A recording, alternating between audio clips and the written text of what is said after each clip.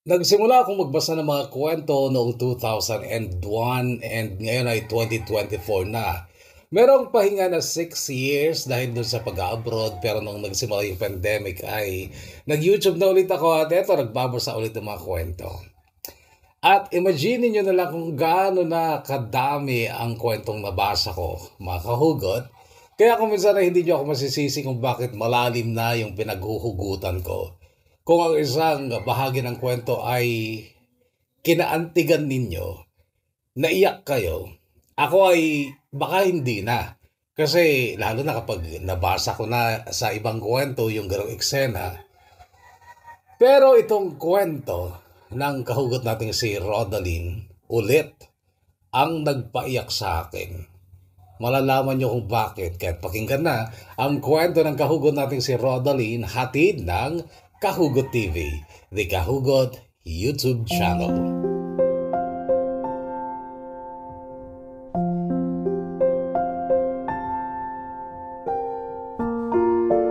Dear Kahugot,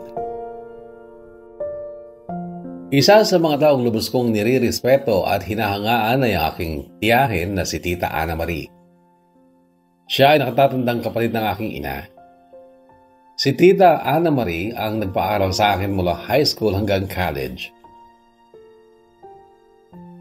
Si Tita Ana Marie ay matandang dalaga pero never kong narinig mula sa kanya na naramdaman niyang para siyang nag-iisa dahil napapalibutan naman siya ng maraming kaibigan at mga kamag-anak na tunay na nagmamahal at nagpapahalaga sa kanya. Isa siyang OFW hanggang ngayong senior citizen na siya. Naroon pa rin siya sa abroad dahil may mga pamangkin at mga apo sa kapatid pa rin siyang tinutulungan. Noong dalaga pa ako, lalo na noong unang pagkakataon na kong masaktan dahil sa pag-ibig, parang itinaga ko na sa bato na hindi na ako iibig ulit at gagaya na lang ako sa aking Tita Marie. Bagay na hindi naman nangyari dahil mas maraming tao sa paligid ko ang nagsabing mag-asawa ka dahil malungkot ang nag-iisa. May mga salawasaw din siyempre akong mga kamag-anak na nagsabi pang hindi raw kumpleto ang buhay ng isang babae kapag hindi nakatikim ng talong na brown.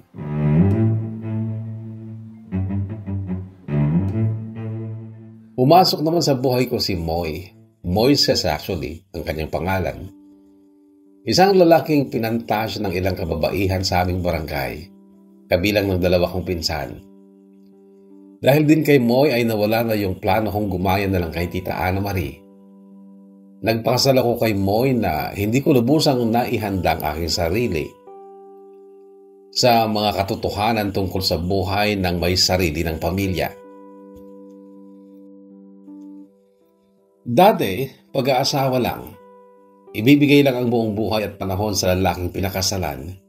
Pinagtitibay ito ng Biblia sa aklat ng Efeso, Kapitulo 5, versikulo 22 hanggang 23. Mga babae, pasakop kayo sa sarili ninyong asawa tulad ng pagpapasakop ninyo sa Panginoon. Sapagkat ang lalaki ang ulo ng kanyang asawa, tulad ni Kristo na siyang ulo ng iglesia, na kanyang katawan at siya ang tagapagligtas nito.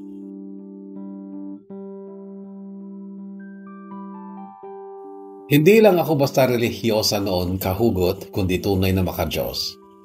Kagaya din ng aking ina, mga tita at mga kapatid na babae. At lahat kami ay kumapit sa salitang ito sa Biblia. Nagpasakop kami sa aming mga asawa sa halos lahat ng sitwasyon at pagkakataon. Sa totoo lang ay hindi ito mahirap gawin lalo na kung wala pa kayong mga anak or maliliit pa ang mga anak ninyo. Magbabago lang ang senaryo kapag lumaki na ang mga bata at may sarili na silang pananaw at paniniwala. Doon na mahahamon ang pananalig mo sa iyong mister at iyong sinumpaan mo noon na pasakop ka sa iyong asawa ay rurupok na rin dahil ang puso ay hindi na lang para sa asawa mo kundi para na rin sa iyong mga anak.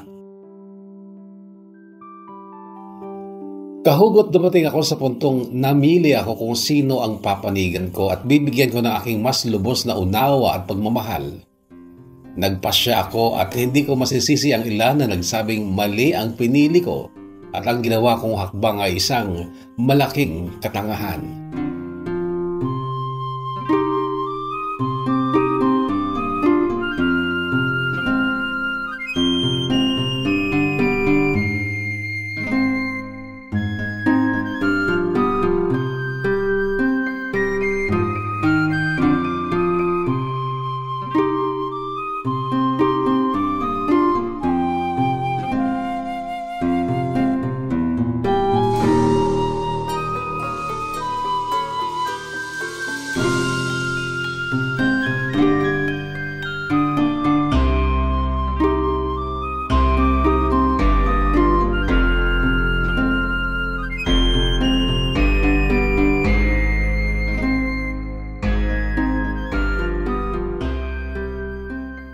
Taong 2004 nung isilang ko si Noah, ang panganay namin ni Moy.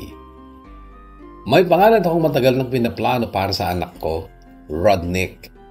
Rod mula sa pangalan ko at yung Nick ay mula sa pangalan ng idol ko noon sa Backstreet Boys na si Nick Carter. Kanya lang ay ang biyanan kong babae ang pumili ng Noah na siya daw sanang ipapangalan niya kay Moises noon, pero mas pinili ng biyanan kong lalaki ang Moises kesa sa Noah. Lahat ng anak ng biyanan ko kahugot ay biblical o galing sa Biblia ang mga pangalan. Panganay si Kuya Abraham, sumunod si Moy o Moises, pangatlo si Ruth at bunso si Jacob. Ang kanilang pamilya ay kilala noon sa amin dahil isa sila sa may kaya sa buhay. Dati ng OFW ang biyanan kong lalaki at ang biyanan kong babae naman ay may negosyo sa bayan, pero nakikihalubilo siya sa mga tao sa barangay dahil may katungkulan siya sa aming simbahan. Close na close siya sa mga paring dumarating sa aming barangay tuwing linggo noon para magmisa. Noong elementary kami, marami nang nagkaka-crush kay Moy ng mga kaklase ko, pero ako, hindi ko matandaan kung may crush na ako noon. Ang natatandaan ko lang, school bahay lang ang buhay ko noon dahil panganay ako at kailangan kong tumulong sa nanay ko sa mga gawaing bahay at sa kanyang tindahan. Simple lang ang buhay namin noon, kahugot. Mas masasabing mahirap kesa may kaya. Karpentero si Papa at si Mama naman ay mayroong sari-sari store. 5 kaming magkakapatid at bilang panganay ay obligasyon ko talaga ang tumulong sa mga magulang ko. Si Mama ay aktibo rin sa aming simbahan. Wala ka rin maipipinta sa kanya dahil kahit mayroon siyang tindahan ay umiwas siya sa mga chismosa.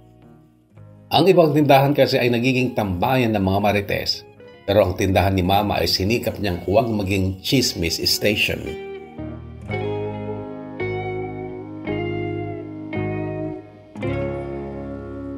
Third year high school ako nung unang pagkakataon kong mamansin ng manliligaw dahil gusto kong may makapareha ko sa aming JS prom.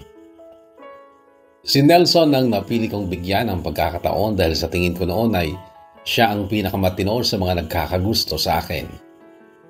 Siya nga ang nakapareha ko sa aming kotilyon noon sa JS prom namin, pero hindi ko siya sinagot dahil nanliligaw pa lang noon ay naging agresibo na. Ninakawan niya ako ng halik nung mismong gabi ng JS prom namin at may mga nakakita pa. Bachelor in Elementary Education ang in-enroll ko sa college pero muntikon kong hindi natapos. Dahil ito sa kauna-unahan kong kabiguan sa pag-ibig. First relationship, first heartbreak. Ito ay kay Benetton. Nagsimulang manligaw sa akin si Benetton noong second year college na ako sa Bulacan State University Sarmiento Campus sa San Jose del Monte, Bulacan. Ang San Jose del Monte ay katabing syudad lang ng aming bayang Rodriguez Rizal at ang aming barangay ay mas malapit sa San Jose del Monte kesa sa town proper ng Rodriguez, kaya kahit taga Rizal ako ay sa San Jose del Monte ako nag-aral. Isa pa ay doon nakatira ang lola ko sa mother side, kasama ng ilang pinsan ko at si Tita Ana Maringa ang sumusuporta noon sa amin sa pamamagitan ng pagtatrabaho bilang domestic helper sa Hong Kong. Kilala ni Lola ang pamilya ni Bennett, kaya't naging mabait si Lola sa kanya. Kaya lang kahit mabait si Bennett ay lalaki lang din siya. At isang hapon nga hindi ko napaghandaan ang pagkakataong pareho kaming lumagpas sa limitasyon ng aming relasyon. Nag-alala ako noon para sa sarili ko, kahugot. What if mabubuntis ako dahil sa nangyari, pero ang pag-aalala ko ay hindi ko naman sinolo. Sinabi ko ito kay Bennett at siya naman ay nagsabi sa mama niya. Pinatawag ako ng mama niya, kinausap at sa totoo lang ay humanga ako noon sa ina ni Bennett dahil nag-alala rin siya para sa akin. Kasunod noon ay sila pa mismong mag-ina ang dumating sa bahay ni Lola Celia kung saan nga ako nakatira noon. Ang pakay nila noon ay upang kausapin si Lola tungkol sa nangyayari sa amin ni Benetton. Kaso si Lola ang nagsabing, kapag nagbunga, pakakasal natin sila. Nagkasundo sila, kahugot, dahil ang paliwanag pa ni Lola Celia noon ay panganay ako at kailangan makatapos muna ng pag-aaral para matulungan ng mahirap kong magulang at mga nakababata pang kapatid. Nahihiya ako noon sa parents ko, kahugot, dahil hindi nga nila alam na may boyfriend na pala ako, kaso ipinaalam ni Lola Celia kina mama ang pagpunta ni na Bennett at mama nito sa bahay ni Lola. Hindi ako nagbuntis, kahugot. Bagay na kalaunan ay pinanghinayangan ko pa kasi naisip ko na kung sana nabuntis ako ni Bennett, baka sakaling matali siya sa akin at hindi niya na ako iiwan.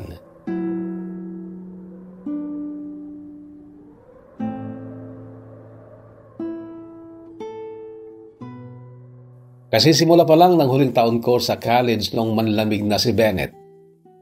Kung kailan kainitan naman ang pag-ibig ko para sa kanya, saka naman siya nagsimulang baliwalain ako dahil nakakita na siya ng iba. Call me gaga, tanga, pero I tried, kahugot, na iwaglit lahat ng sakit at sama ng loob sa ginawa ni Bennett at dapat ay focus ako sa pag-aaral ko kasi isang taon na lang. Pero hindi ko pa kinaya. Nagkasakit pa ako, kahugot, depression at nagtangka pang magpakamatay dahil feeling ko noon, useless na ako, wala nang kwenta ang mabuhay.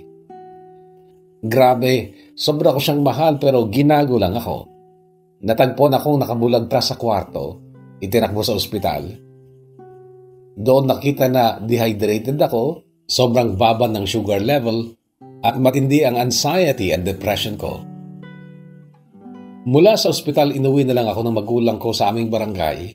Nahinto ako saglit ng pag-aaral. Nahirapang magkaroon ulit ng gana para mabuhay. Ang babaw ko noon, kahugot, ang bobo, and yes, ikinahihiya ko ang bahaging ito ng buhay ko.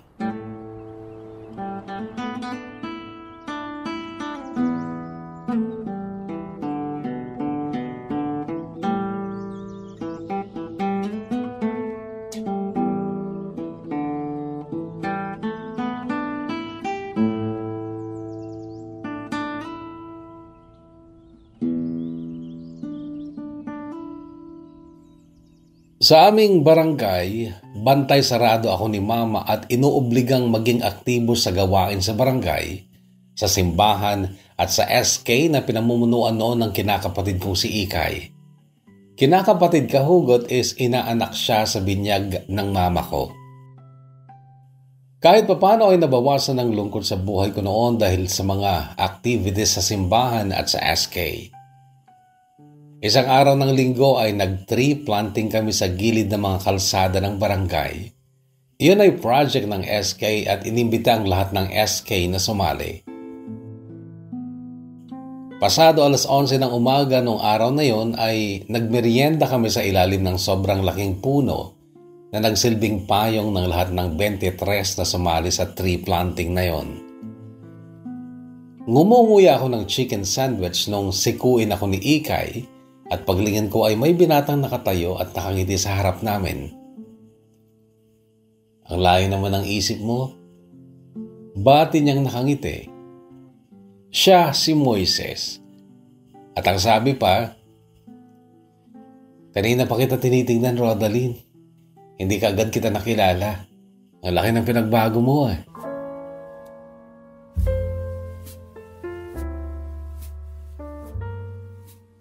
Sa ganun lang nagsimula ang love story namin ni Moy Kahugot. Pero ang naging boyfriend-girlfriend relationship namin ay inabot ng 7 years and 3 months sa kabuuan bago kami nagpakasal. Nagkahiwalay din kami noong mahigit 1 taon na kami. Nag-abroad siya na may iba ng jowa. Pero pagbalik niya, wala na sila at ako ang muling niligawan.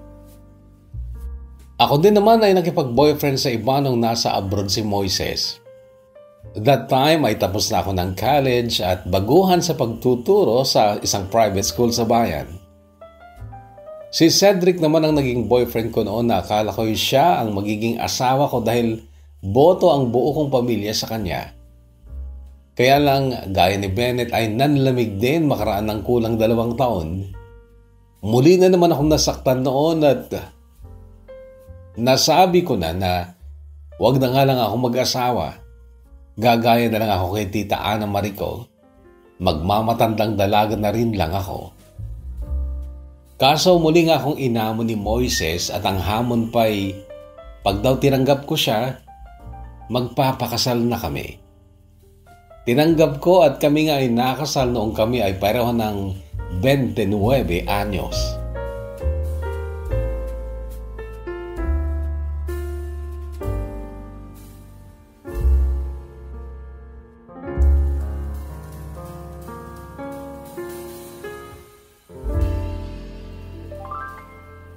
Taong 2002 noong kami ay ikinasal ni Moises. Tumira kami sa kanilang bahay kaya't kinailangan kong sanayin ang sarili ko sa kanilang pamumuhay. Iba sila, Kahugot. Madalang ang pagkakataong nagtatawanan sila. Ang binan kong babae ay may pagka-perfectionist at ang ugali niyang iyon ay namana ni Moises. Maraming pagkakataon akong itinama ni Moises sa mga bagay na sa tingin niya ay mali sa akin na akala ko na may walang problema kasi nakasanayan ko na. Kahit sa simpleng pag-upo, paglalakad at pakikipagkwentuhan sa mga kapitbahay, mali yun para sa kanya. Matao ang purok nila, Kahugot, at naroon yung mga chismosa. Ang mga bata doon naglisawan sa kalsada at maririnig mo silang nagmumura kahit mga paslit pa lang masama na talaga ang mga bunganga. Isinilang ko ang panganay naming pinangalanan ng biyanan kong babae ng Noah. Naon siya mituloy noon ang matagal ko ng plinanong Rodnick na pangalan ng anak kong lalaki. Pero okay lang naman kasi hango nga sa Biblia ang pangalang Noah. Parang boss ang turing ko kay Moises, Kahugot. Wala akong sariling desisyon dahil siya nga daw ay haligi ng tahanan kaya't hindi ako nakakapagpasya ng mag-isa. Hindi okay yon para sa akin nung una pa lang pero anong magagawa ko? Nakasaad nga sa Biblia na magpasakop sa asawa. Isa pa kasi ay wala naman siyang maling desisyon nung una kasi matalino siya. Maraming empleyado sa kanilang opisina ang pinamamahalaan niya at siya ay tinitingala. Siya ay may mataas na katungkulan sa isang ahensya ng gobyerno, Kahugot. Imagine niyo na lang po, ako po ay taong bahay lang doon. Nagsisilbi sa kanya at nag-aalaga sa aming mga anak kahit na ako ay isang lisensyadong guro. Okay lang naman ako. Masaya na rin dahil maayos ang pamilya ko. Pero nagsimula lang magbago ang lahat noong mag-kinder na si Noah at may sapat ng ipon na rin si Moises para magpatayo ng sarili naming bahay. Ikinatawa ko noon yun, Kahugot, dahil marami na kaming nakatira sa bahay ng magulang niya. Mga nakababatang kapatid ni Moises na nagsipag-asawa na ay tumira din sa bahay ng magulang niya. Talagang noon kasi ay hindi na rin ako komportableng nakikitira lang kami. Lalo na't iba-iba din ang ugali ng mga kapatid ni Moises. Hindi sa nahirapan akong makisama kundi iba na rin talaga yung may sarili kang tahanan.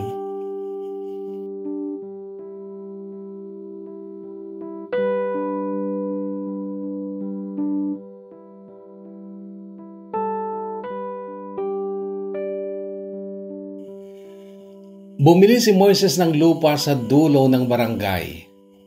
Doon ay 2 lang ang bahay, pangatlo ang sa amin. At ganon ang gusto ni Moises. Mailayo kami sa mga tao, lalo na sa mga batang nagkakaroon kasi ng hindi magandang impluwensya sa aming anak na si Noah. 5 years old pa lang si Noah noon, kahugot, ay hindi ko na makontrol. Pinapalo ko kapag nai-stress na ako sa kanya, pero kapag nalaman ni Moises, pinagagalitan ako ng asawa ko. Hindi raw mabubura sa isip ng bata kapag pinagbuhatan mo ito ng kamay. Naalala ko pang hinabol ko noon si Noah sa kalsada. May hawak akong patpat na pamalo sa kanya. Hinarang siya ni Kuya Abraham, panganay na kapatid ng asawa ko. Siya yung anak ng biyanan kong itinakwil nila. Noong araw na yon ay nakasakay si Kuya Abraham sa luma at karag-karag niyang motor na sira pa ang stand, kaya't itinumba na lang sa gilid ng kalsada para maharang ang tumatakbo kong anak. Pero kinarga niya ito at nagtaka ako dahil hindi takot si Noah sa kanya. Narinig ko pa ang sinabi niyang, "Bakit mo tinatakbuhan ng mama mo? Ayan o, kawawa naman, napagod na." "Eh tito, papaluin niya ako eh. Baba mo na ako, papaluin niya ako." "Eh kung may kasalanan ka, Noah, magpapalo ka." "Eh ayoko dito tito, maraming tao. Magpapapalo ako pag walang nakakakita." Noon ay binaba ni Kuya Abraham si Noah, pero hawak nito sa kamay. "Sumama ka na sa mama mo. Uwi na kayo. Sa bahay mo na lang ako paluin, mama." Sabi niya, tsaka tumakbong pa uwi. Hindi ako komportableng kausap si Kuya Abraham, kahugot, pero nagawa ko magpasalamat sa pagharang niya kay Noah. "Salamat kuya," sabi ko na lang. Ngumiti siya at tumango, tsaka malungkot na tinapunan ng tingin ang malaking bahay ng magulang niya. Bahay na kahit kailan ay hindi niya na pwedeng mapasok pa.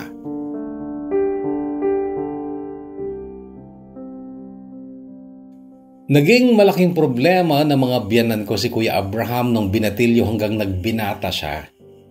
Marami siyang gawaing nagdulot ng matinding problema at kahihiyan sa pamilya ng asawa ko, kaya siya itinakwil. Hindi ko na lang babanggitin ang mga kasalanan niya dahil sa totoo lang para sa akin ay mabait siya at nagsisi na sa lahat ng mga kasalanan niya. Mahirap siya, kahugot. May asawa at mga anak na rin sila ng misis niyang mahirap din. Siya ang kinuha ni Moises noon na bodigero at timekeeper sa construction ng pinapagawa naming bahay sa dulo noon. Pero nalaman ni Moises na kapag hapong tapos na ang trabaho ay nag-iinuman sila ng mga kaibigan niyang trabahador. Tinanggal ni Moises ang kuya niya sa trabaho dahil doon.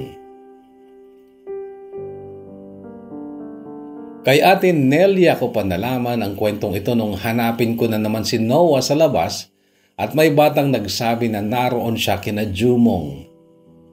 Nagpasama ako sa batang yun hanggang sa nakarating kami sa halos dulo ng isang iskinita. Isang bahay na halos barong-barong lang. Bahay pala ni na Kuya Abraham at Ate Nelia. At si Jumong ay anak nilang panganay at naging matalik na kaibigan ng anak ko. Technically, magpinsang buo sila. Sila Noah at Jumong, by blood kahit na itinakwil pa si Kuya Abraham ng kanyang pamilya.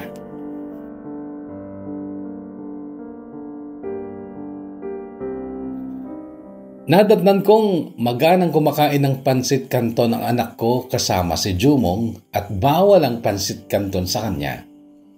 Ayaw ni Moises ng mga instant noodles para sa mga bata. Pero nung araw na yun ay hindi ko na binawal si Noah sa pagkain ng pansit kanton dahil baka mapahiya naman sa Ate Nelyang nakangiti pa habang pinapanood ang maganang pagkain ng dalawang bata. Noon kami nakapagkwentuhan ni Ate Nelia. Masaya siyang kausap, kahugot. Kagaya ni Kuya Abraham ay marami din siyang mga tattoo sa katawan. Mga dating bad people sila na pinili na lang magbago at mabuhay ng tahimik kahit mahirap lang. Magaan ang loob ko noon at hindi ko pinalo ang anak ko kahit na pagdating namin sa bahay ay kusya siyang dumapa sa harapan ko. "Paluin mo na ako, mama, bago ako maligo." "Wag na. Bumangon ka na dyan at maligo ka na. Parating na ang papa mo." "Sige, idagdag mo na lang sa susunod na susuway ako." Napangiti pa ako nun, kahugot. Nasanay na kasi si Noah na kapag may kasalanan siya ay matik na may palo siya. At okay lang yun sa kanya basta walang ibang nakakakita. Maski kapatid niya, ayaw niyang makitang pinapalo siya.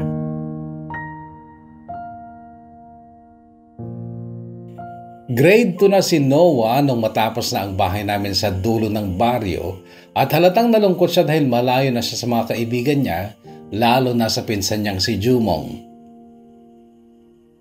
Nagtiyaga na lang siya noon na makalaro ang nakababatang kapatid niyang si Simon na napakasungit naman kasi. 3 taon ang agwat nila, kaya't kinder na rin si Simon noong grade 2 na si Noah.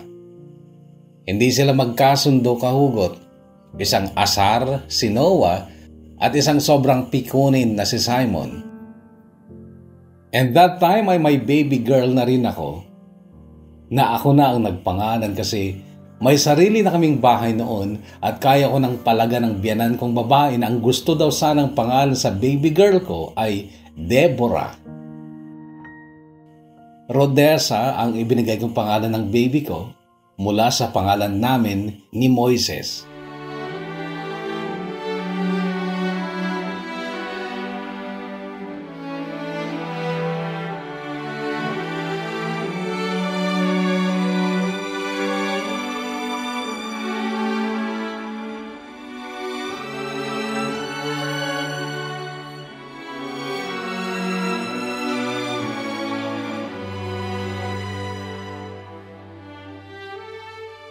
Si Moises, noong bago pa lang kami sa aming bagong bahay, ay inspired pa rin in a secret way. Yung ibang tao kasi kapag inspirado, makikita mong nag-glow ang mga mata at laging nakangiti. Si Moises hindi. Makikita mo siya sa mga gawa. Like pagdating sa bahay, marami siyang mga binubutingting sa aming bakuran. Marami siyang ginagawa sa kanyang mundong nilikha. Yes, kahugot, tinawag kong mundo niya ang ginawa niyang bakuran namin na nasa dulo ng anong barangay at 2 lang ang kapitbahay na malalayo pa.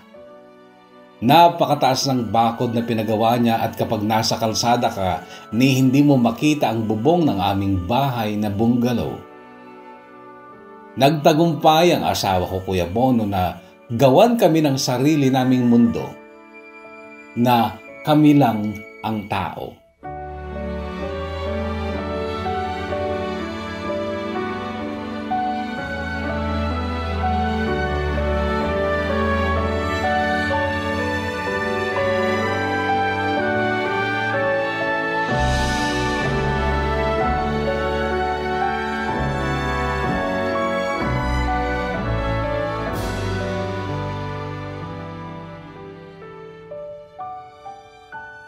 Dumaan ang maraming taon, kahugot. Hindi na talaga ulit ako nakapagturo kahit na malalaki na noon ang mga anak ko dahil gusto ni Moises na tutok lang ako sa aming pamilya. Teacher ako, lisensyado, pero hindi ko sinaway ang asawa ko at tinanggap ko na lang din lahat ng pag-iinsulto nilang mag-ina sa akin dahil sa kabiguan kong mapagtino at gawing matalino din ang panganay kong si Noah.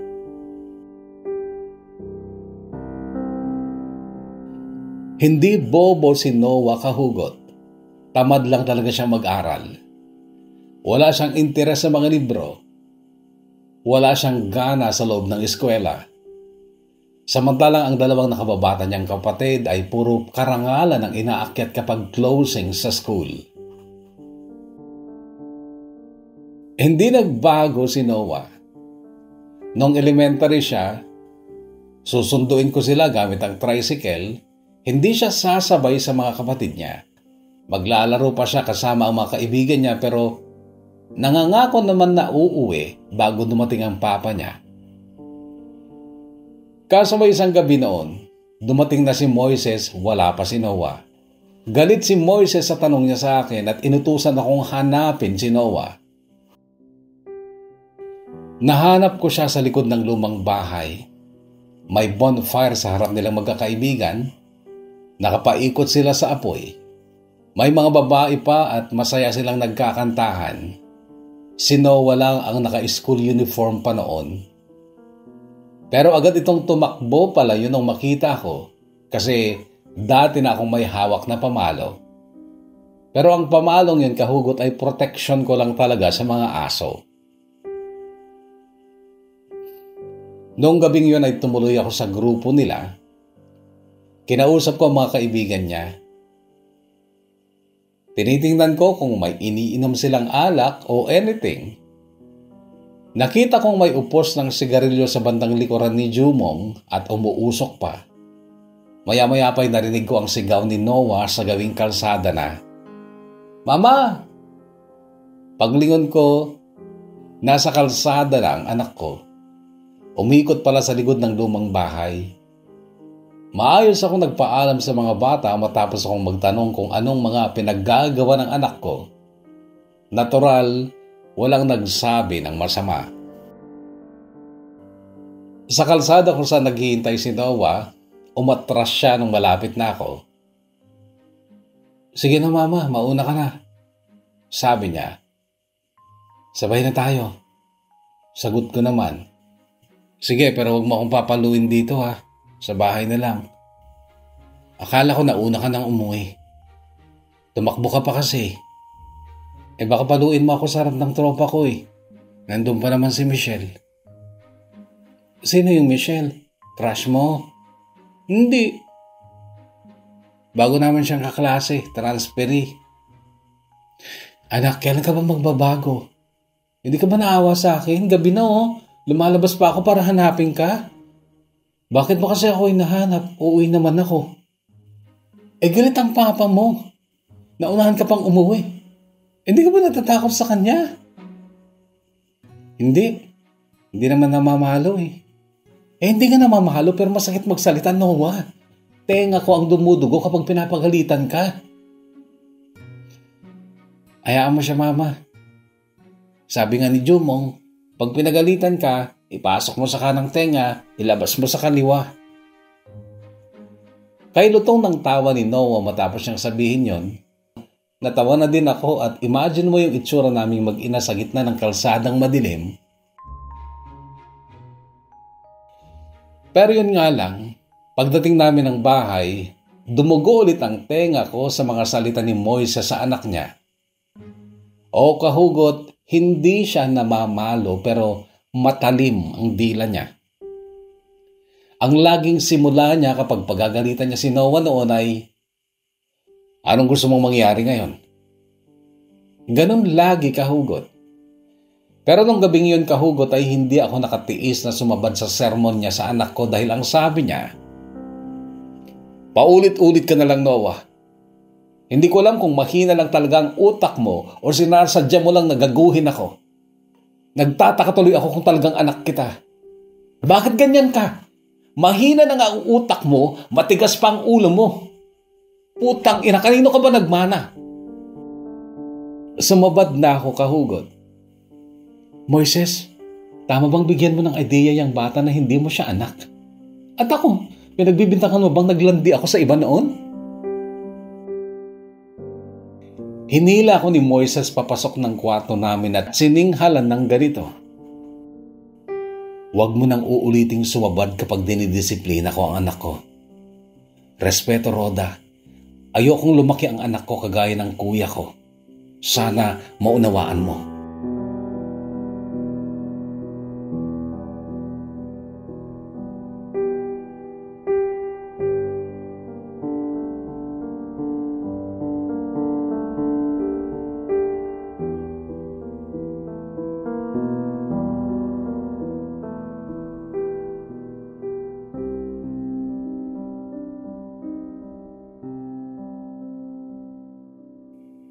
Sa parteng ito ng pagsusulat ko kahugot ay mag-aalauna na ng madaling araw at mapulang-mapula na ang mga mata ko dahil kanina pa ako umiiyak. Hindi pa rin ako pwedeng matulog dahil hinihintay ko pa ang mga roommates kong nag-attend ng birthday party sa Causan Road. Naiwan kasi nila ang susi ng apartment at hindi na ako magigising kapag dumating silang tulog na ako.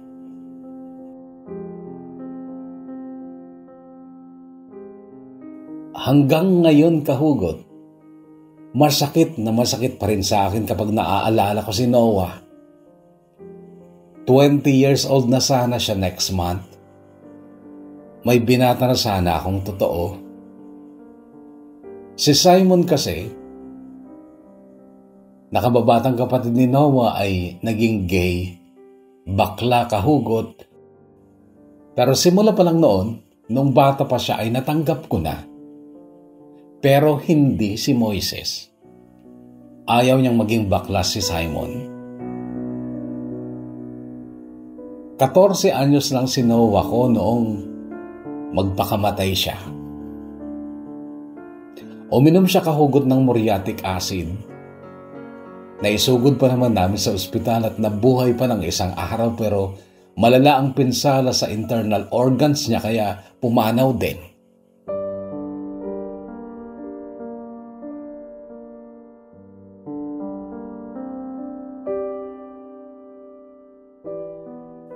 Yun so far ang pinakamasakit na pangyayari sa buhay ko. Ang mawalan ng anak. At bakit yun ginawa ng anak ko? Dahil sa sakit na dulot ng matatalim na salita ng kanyang ama.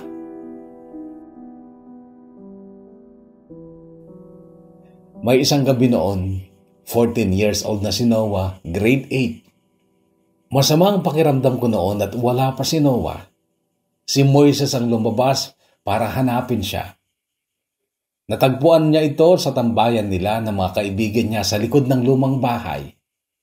Umiinom daw sila ng juice na may halo na alak na tinangkapan nilang itago nung dumating si Moises pero huli na dahil nakita ni Moises ang pitchel sa likod ni Jumong. Pero si Noah hindi tumakbo o nagtago.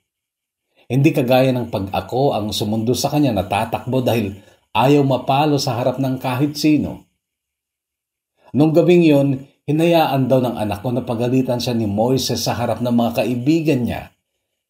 Pero ang nangyari, pati mga kaibigan niya at si Michelle na siyang pinopormahan ni Noah noon, lahat sila pinagsabihan ni Moises. Si Jumong na best friend / pinsan ni Noah ang nakapagkwento sa akin na umiiyak daw si Noah nung sabihin nitong, "Papa, please sama na. Uuwi na ako."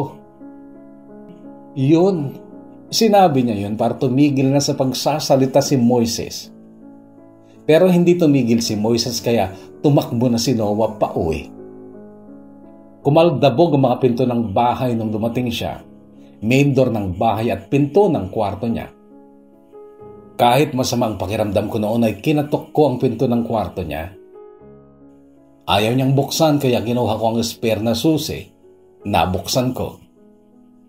Mugto ang mga mata niya, namumula. "Halika na Noah, kumain ka muna bago ko matulog," sabi ko. Pero hindi siya kumilos o nagsalita man lang. Nakatakip ang isang unan niya sa mukha niya. Inalis ko ang unan at nakita kong umaagos pa rin ang luha niya. "Bakit ganun si Papa, Ma?" Iyak na sabi niya. "Bakit? Sinaktan ka ba ng Papa mo?" Hindi siya sumagot, tuloy lang sa pag-iyak. "Anak, galit ka ba sa Papa mo?" "Galit na galit ako. Sana hindi na lang siya naging papa ko." Anak, ginagawa lang yun ng papa mo dahil mahal ka niya. Gusto niya maging matino ka." Hindi na ulit siya sumagot. "Anak, galit ka rin ba sa akin?" "Hindi, Mama. Mahal na mahal kita. Sagot niya tsaka biglang bumangon at niyakap ako habang umiiyak. Noon ay dumating na si Moises at diretso din siya sa kwarto ni Noah at nagsimula na namang pumutak, pero tumayo ako at hinila ko si Moises palabas. Bukas mo na lang pagalitan, sabi ko, pero tinabig niya ang kamay ko at ang sabi, umiinom sila ng alak, Roda. Oo, alam ko, naamoy ko, amoy alak siya, pero hayaan mo siyang matulog muna. At natulog na si Noah, pero hindi sa kwarto niya, kundi sa laundry area kung saan siya tagpuan ni Moises 2:00 ng madaling araw. Nakabulagta at ang bote ng muriatic acid ay nakatumba malapit sa kamay niya. Hindi ako ginising ni Moises ng madaling araw na yon. Binuhat daw niya ang anak niya, isinakay sa kotse at dinala sa ospital. Nagising ako 5:00 ng umaga. Wala si Moises sa tabi ko, pero naroon sa ibabaw ng side table ang cellphone niya. Lumabas ako ng kwarto. Wala siya sa banyo o sa kusina, pero natanaw ko ang garahe. Wala ang kotse niya. Dumating siya pasado 6:00. Parang binagyo ang itsura niya at iniiwas niya ang mga mata niya sa akin. Saan ka galing? Tanong ko. Umupo siya sa sofa na parang nanlalambot at hindi pa rin makatingin sa akin. Si Noah, wala na siya.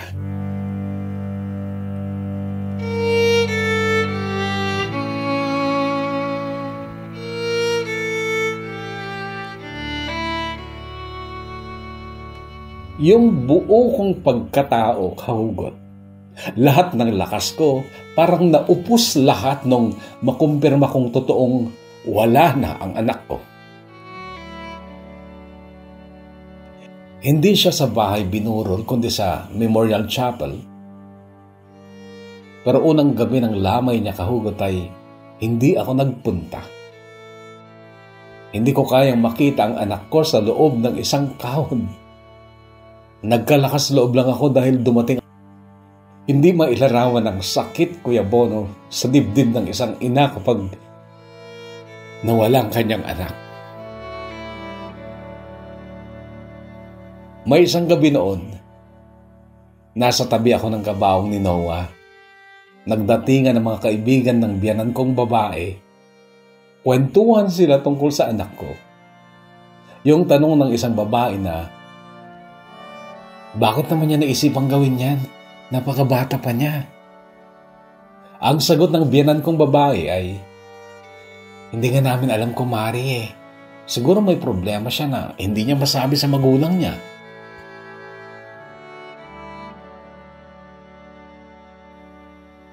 Kinabukasan ulit ng gabi, nakita ko ang mga kaibigan ni Noah. Si Moises ang tinawag kong umupo muna sa tabi ni Noah at ako'y lumapit kina Jumong. Tinanong ko sila kung may nasabing problema si Noah sa kanila. Wala naman pa siyang nasabing problema, tita. Sagot ni Jumong. Kay Michelle naman ako tumingin. Sa'yo, Michelle, di ba crush ka ng anak ko? Wala ba siyang nasabing problema sa'yo? Wala po. Hindi mo ba siya binasted o ano? Hindi ko pa siya binasted. Usapan po namin. Alam po ng lahat na sasagutin ko siya pagkatapos namin ng grade 10. Sagot sa akin ni Michelle na noon ay nagsimula ng umiyak.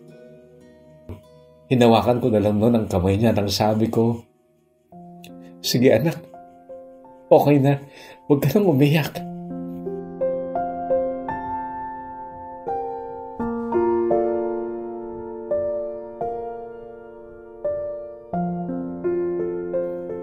Ang bigat pa rin sa dibdib, kahugot, kapag naaalala ko ang lahat ng iyon kahit na mahigit 5 taon na nakararaan.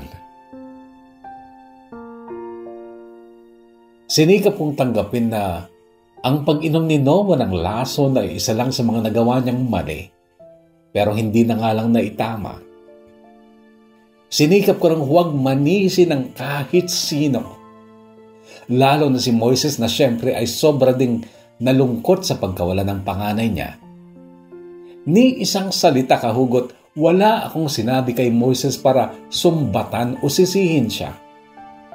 Pero sa loob-loob ko, gusto kong sumigaw sa mukha niya at sabihin sa kanya na, kasalanan mo, ikaw ang pumatay sa anak mo. Pero hindi ko yun ginawa kahugot dahil nakita ko naman na sobrang nalugmok sa kalungkutan ng asawa ko. Kagaya ko rin siyang parang kandilang nauupos noon. Sinarili ko lahat ng sama ng loob. Pero aminado ako kahugot na lumamig yung pag-ibig ko para sa asawa ko dahil sa galit na pinili kong huwag ilabas.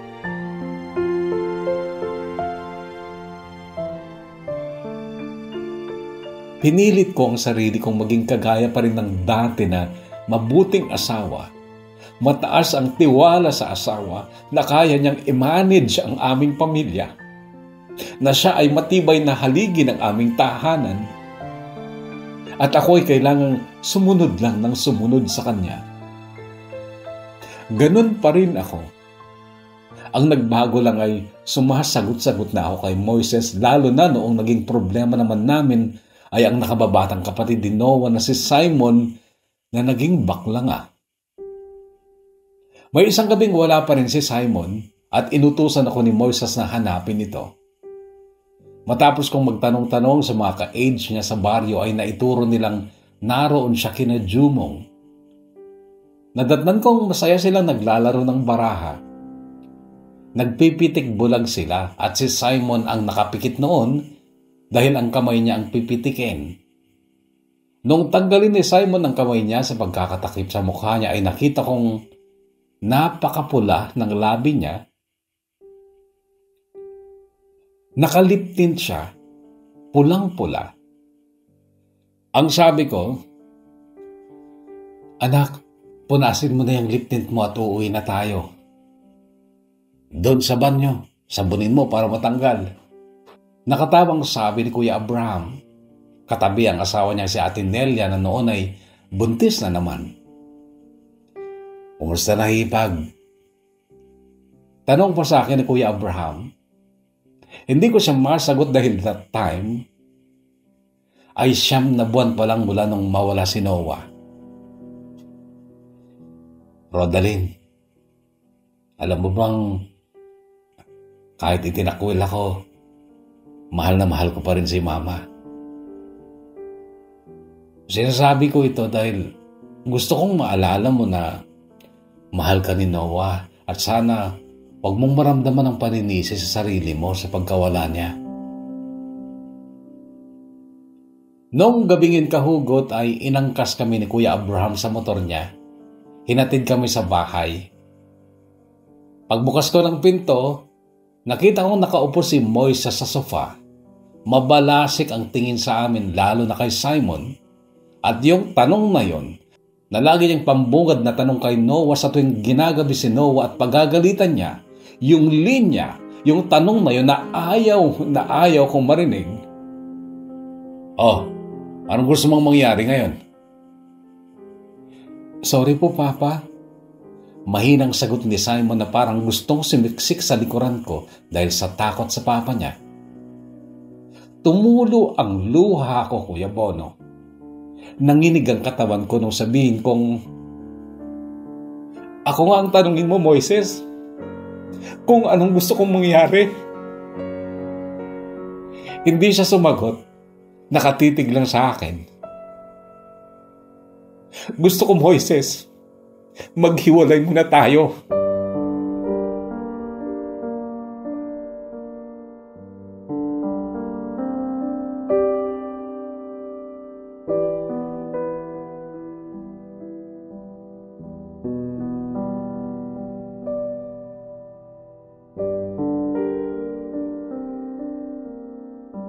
Yun lang at hinila ko na si Simon.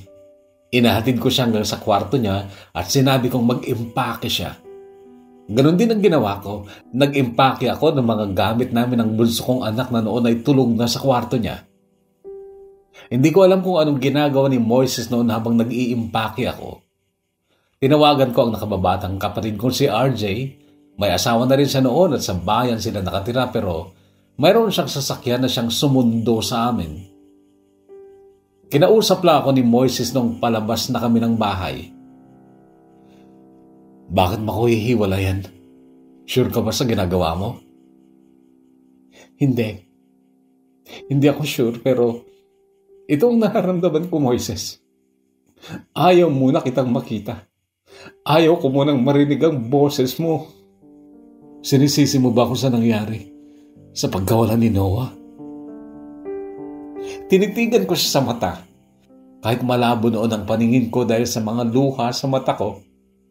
At sa wakas ay nabigkas ko, kahugot. Oo, kasalanan mo, Moises. Kasalanan ng matalim mong dila. Bakit? Sa ating dalawa, Rodelyn, sino bang mas nanakit kay Noah? Ikaw. Ikaw ang laging may pamalo. Saglit ko ulit siyang tinitigan pero hindi na ako nagsalita. Walang saysay ang argumentong yun na gusto niyang simulan. Isa pa, nasusuklam na talaga ako sa boses niya. Tumalikod ako, kahugot, nilisan ko ang bakurang yun at hindi ko na ulit binalikan.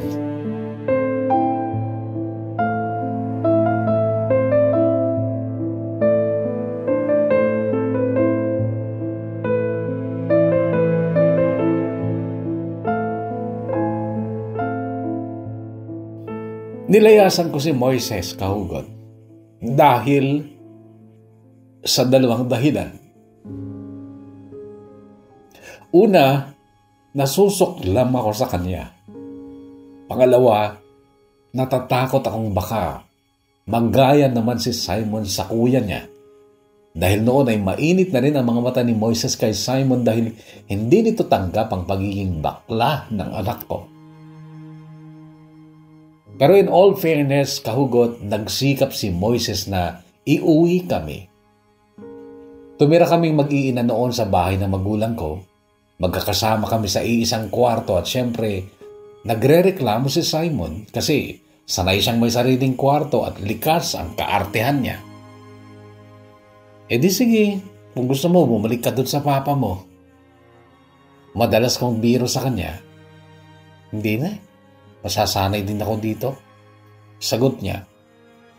Ikaw, Desa, gusto mo bang bumalik sa papa mo? Opo, pero kasama ka. Miss ko na si Papa, ma. November 2019, kahugot, ay nag-flight ako papunta dito. November 2019, kahugot, ay nag-flight ako papunta dito sa Thailand as English teacher. Kinailangan kong magtrabaho para sa mga anak ko, lalo na't nasanay sila sa maginhawang buhay noon. Dito na rin ako inabutan ng pandemic.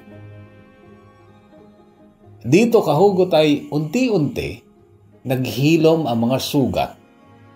Nagawa ko na rin i-unblock sa Facebook si Moises at nakikita ko na ulit ang Facebook niya. At ang plano ko talaga, kahugot, ay buksan din ulit ang puso ko para sa kanya. Kasi gusto kong mabuo ang pamilya namin. August 2013, isang linggo bago ako umuwi para magbakasyon ay tsaka pa lang ako nag-chat kay Moises. Nangumusta lang nung una. Nag-reply naman siya. Okay naman ako, ikaw. Okay na rin ako. Pauwi na ako next week. Alam ko, lahat ng nangyayari sa'yo kinakwento ni Rodessa sa akin. Eh si Simon, nakakausap mo rin ba? Hindi eh. Nakablock din yata ako sa kanya. Ilang saglit bago ko nagawang isend sa kanya ang message na ito, kahugot. Moy, gusto mo bang mabuo ulit tayo? Ilang saglit din bago ko na-receive ang reply niya. Oo naman, Roda. Gustong gusto ko. Kaya lang, baka hindi na madaling mangyari yon. Bakit, Moises? Gusto ko pag-uwi ko magsama-sama na ulit tayo. Anong mahirap doon? Rhoda, sorry pero kailangan kong aminin to sa'yo. May naanakan na akong iba. Kapapanganak nga lang niya nung linggo. After 5 minutes siguro ay nakareply naman ako kay Moises ng, okay, naunawaan kita.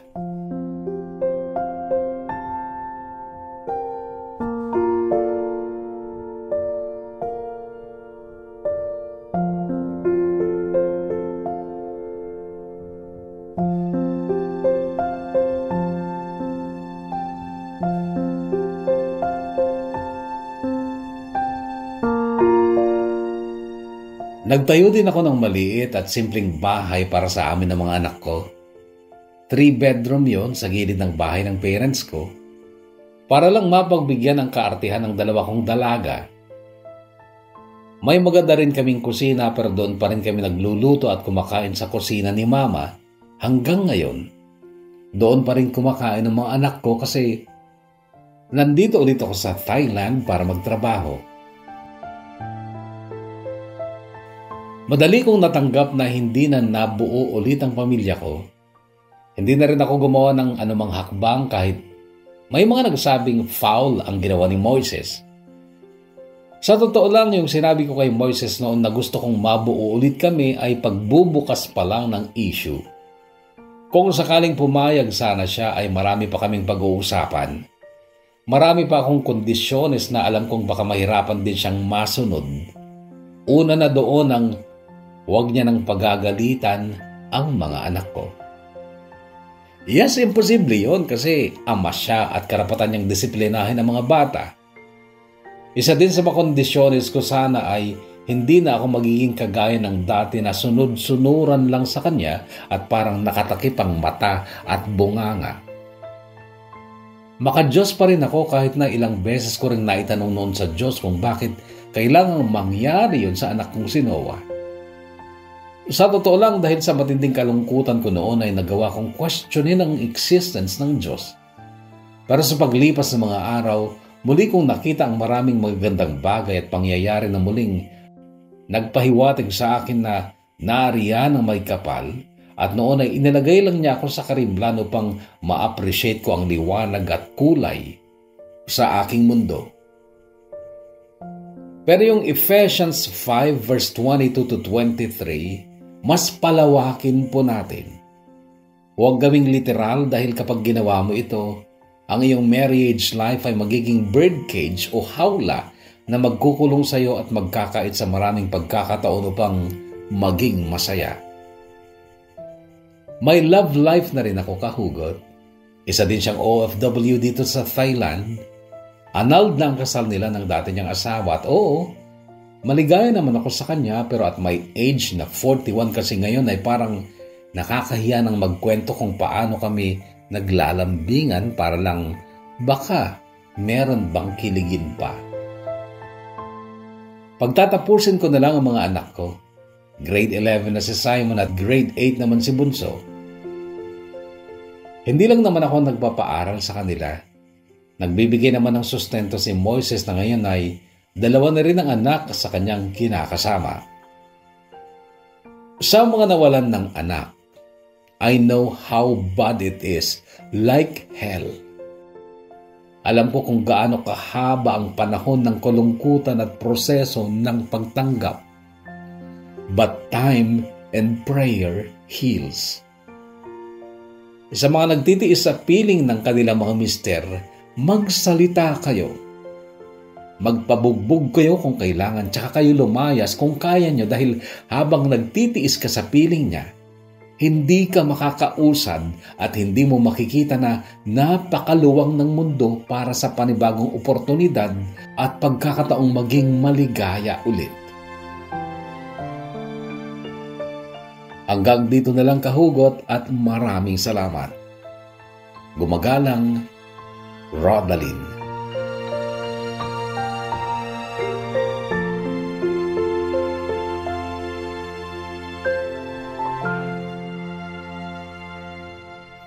2:51 ng hapon pero nagtitilaukan yung mga manok. Pasensya na kayo mga kahugot, ano? Sapagkat ako ay nasa isang asyenda di barrio. Anyway, kahugot na Rodeline, maraming salamat sa napakagandang kwento mo. Maraming salamat sapagkat nalinis ang tear duct ng mata ko. Napakaganda ng kwento mo, kaya lang yun ay napakalungkot. This is an instance na masasabi natin, ay, ang ganda ng kwento, kaya lang malungkot sa part mo. So, pasensya ka na kung nagandahan namin ang kwento mo, pero malungkot naman sa'yo. Well, kesa naman sabihin namin pangit yung kwento mo, hindi ba? Pero maganda talaga sapagkat nakakaantig at napahanga mo kami sa katatagan mo. At yung katinoan mo bilang isang babae, yung pagsisikap mo sana ay masunod yung scripture sa Biblia. Hindi ko alam kung mali or tama ako sa aking impression sa mga babaeng Muslim kung bakit sila ay mapagsunod sa kanilang asawa sapagkat sinusunod nila yung kanilang banal na batas. Well, anyway, huwag niyong ma-misinterpret sana si kahugot na Rodeline na huwag niyong sundin yung Bible, lalo na yung part na yun, ano, na pagsasabit ng buong ikaw sa asawa mo. Nasa inyo na yan, pero malaki ang leksyong hatid ng kanyang kwento. And again, kahugot na Rodeline, maraming salamat. And God bless you more. At ngayon sa ating mga shoutout. Unahin na natin sa Facebook si Jessa Joyce Tamang Dakusa. Hello Kuya Bono, teaser po lang. Kaabang-abang na po. Excited na po. Ulit kami makinig Kuya Bono. Pa-shoutout dear Kuya Bono from San Pedro, Tumawini, Isabela. Dati na po kaming avid listener mula CLS Kuya Bono. Maraming salamat Jessa Joyce. And Jocelyn Pasqua, Kagawad, shoutout to you. And anong pangalan nito? Arabic kasi. Pasensya na. Anne-Marie, lalong kaabang-abang po yung mga stories na binabasa nyo Kuya Bono dahil po sa mga lines na hina-highlight nyo po. Pa-shoutout Kuya Bono sa pamilya ko sa Igig, Cagayan, Kapuso, Kahugot at Kaabang from Saudi Arabia. Anne-Marie, maraming salamat. Jake Leones, ko si pag-shoutout to you. Raymond Kadaba, shoutout to you. Daisy, shoutout po. Daisy Lynn Bedanya, watching from Doha, Qatar. Maraming salamat Daisy Lynn. Dengpot CHN, shoutout to you. Marel Nuda. Shoutout po kayo Bono from Yuen Long, Hong Kong at sa Adun family ng Peña Blanca, Cagayan. Maraming salamat Marel Nuda. Jason Earl 1C Tawaran, pa-shoutout po kayo Bono from Paracelis Mountain Province. Madadagdagan na naman, panonoorin ko sa YT, puno na po yung downloads ko ng video mo. Ba't kasi di na-download nyo? Dapat live kayo makinig para naman may kita ako. Walang kita sa download. Okay lang. Ling Tumbali o Iling Tumbali, Kabagwan. Shoutout na rin Kuya Bono, always the backers here in Hong Kong. Roslyn, hello Kuya Bono, pa-shoutout po sa lahat ng listeners dito sa Hong Kong. Shoutout sa inyo, Janice Borsogan. Shoutout from Tadian, Mountain Province. Janice Borsogan, maraming salamat sa pagtutok. Jinky, shoutout to you. And isa pa itong hindi ko mabasa ang pangalan kasi ano ba ito, Korean o Chinese? Macy Siriban Serrano, another interesting story to look forward to again. Thank you Kuya Bono from Macy Siriban Serrano. Minato Senju, pa-shout Kuya Bono, proud Ilocano here, silent listener from South Cotabato. May Ilocano pala dyan, ano? Anyway, maraming salamat sa pagtutok Minato Senju. Cristel Iteng Baluka, shout out to you. Lilibet Balin sa Sabado, shout out to you. Sweetie Rose Sibitero Doctolero Caligiran, shout out to you. Joy Ogano Bantok, shout out. Leslie Atoro Zeknas, shout out to you. Desi Manawit Antonio, shout out po lahat ng taga Ambagyo, lalo na sa Barangay Labang. Vivian Juvenal Kern, hello Kuya Bono at nakikinig from Germany. Thanks a lot Vivian. Zoyong, shout out sa pinsan ko na si Jane Ge, sa adik ko po Gifted April, listening here in Malaysia. Shonalyn Mariam, Shoutout na rin here in Saudi Arabia. Thanks a lot, Chonaline. Carol Tungpalan Batugal. Yehey, may papakinggan naman mga kapwa kong kaabang-abang. O kaabang. Parang maganda naman to, dear Kuya Bono. Teaser pa lang po. Jovito Javier. Maraming salamat, Carol. Jovito Javier. Kailan ilalabas ang kwento ng sender? Shoutout idol from Puerto Princesa City, Palawan. Salamat, Jovito. Teresa Montelo Rosario, shoutout to you. Sin Ena, thank you, Kuya Bono. Di nyo po alam kung gaano ko po nare-relax habang nakikinig po sa mga stories nyo. More power sa inyo. Maraming salamat. And Nicholas Lincoln Redberg, mayroon na naman po kaming aabangan, dear Kuya Bono. Salamat po. Thanks a lot, Nicholas Lincoln Redberg. Try nating tumingin sa YouTube naman, mga kahugot, no? Sa YouTube ng mga kahugot, si Lorna Basuba, shoutout to you. Hunter Pango Malate, shoutout to you. Wow, andito pa pala si Hunter Pango. Akala ko wala na din. Hids973, kudos at ingat dyan sa Vietnam, sabi niya. Historian 3015, napakaganda ng kwento niyo, Sir Alex. Princess Di Baguio, napagandang pagpapahayag na yung kwento ng buhay kabayan. God bless you and your family. Juvie Buya, galing mag-storytelling, pwede mo magsulat ng kwento tapos upload sa Wattpad. Hello Juvie, how are you? And Mary Jane Chan, always listening ko yung a very inspiring story. Wala yata ang gusto magpa-shoutout dito sa YouTube. Tingnan natin sa baba. Ayun, may pa-shoutout kay Ma'am Ella Reyes Corcuera mula kay Moises de la Cruz. Shout out, asan ba kayo? Shout out from Kuwait, sabi ni Leia Blanca Cadaroni. Yun, walang nagpapa-shout out sa... Ayan pa shout out ko from Cebu mula kay Alma Fides. At yun na muna. Mga kahugot, dito sa YouTube, sa Facebook kayo magpa-shoutout. Mas maganda kasi pangalan talaga mababasa, hindi dito na magulo yung pangalan, okay? So, sa'yo kahugot na Rodeline, again, maraming salamat sa iyong kwento na punong-puno ng aral, inspirasyon, katatagan at pagpapaiyak. And God bless you more. Ano pa ba? Meron akong naisip na sasabihin sa'yo dati, kaya lang nakalimutan ko na. Anyway, again, thank you at sa inyo din lahat mga kahugot na muling tumutok sa ating programa. Maraming salamat. Stay healthy, kahugot, stay safe, and God bless us all.